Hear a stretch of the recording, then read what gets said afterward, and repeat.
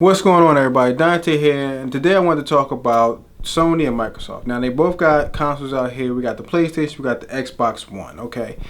And for me, I have the day one edition of each of these. I have the original PS4 that came out, what, 3 years ago? Or whatever.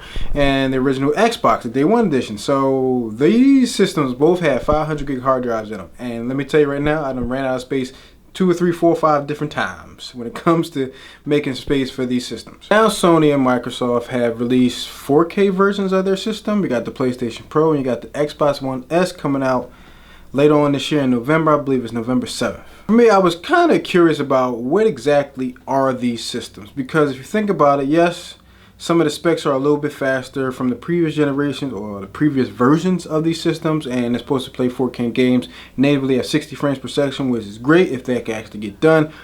But is this the next gen system, or is this current gen, next gen, or which you want, whatever you want to call it, is curious to me, because you're giving us brand new system that can play 4K games natively, but we're not in next generation systems. We're still in current gen. So is this current next gen systems, or I don't know. I'm just curious because I was thinking about it. It's like, okay, you got 4K systems of these new systems, well, current systems that's out now.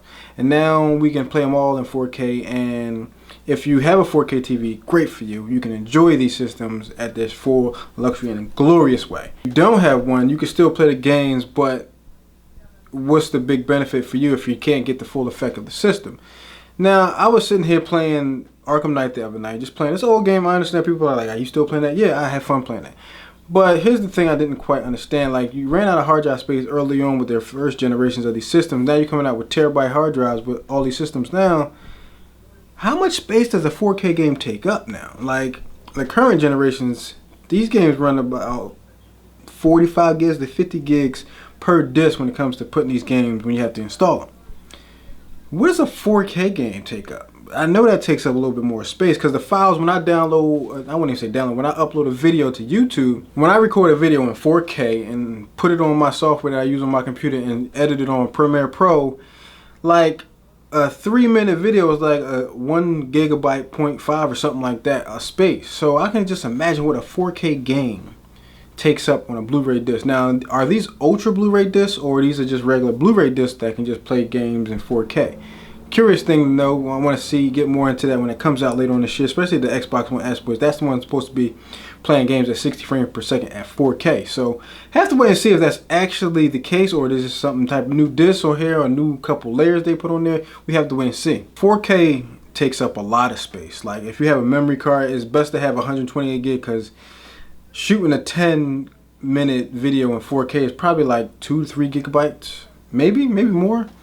But just imagine a 4K game that takes up more frames, more memory, all that other stuff when it comes to just trying to run that game natively at 60 frames per second. Which is curious to see how well that's going to hold up when you actually play these games, and will the frame rate hold up over a long period of time. And right now, I believe the PlayStation Pro plays games at 4K, but I'm not too sure. I heard different things on YouTube about it, so I don't have one for myself, so I can't really test it and really give y'all guys an opinion of mine, a really in-depth view of what the PlayStation Pro is all about.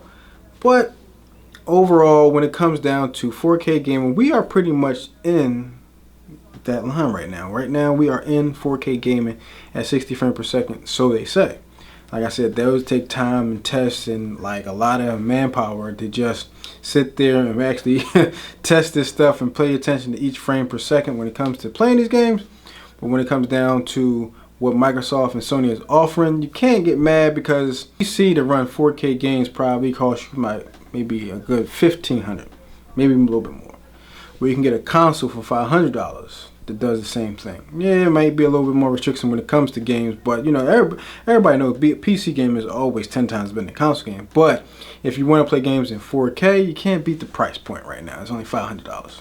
I'm looking forward to November this year to see if this Xbox One S can actually play games natively at 4K at 60 frames per second. Have to wait and see if that's actually true, or that's just, you know, something that sounds good when you say it to somebody, but it don't look good on paper.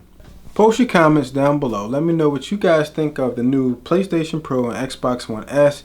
Is this true 4K gaming coming on this year, or are we just getting ripped off to spend more money and these companies keep taking our money? Can't get mad at it. That's the way of business. Hey, and we always going to get something. We always try to stay with the latest and greatest when it comes to technology, especially myself.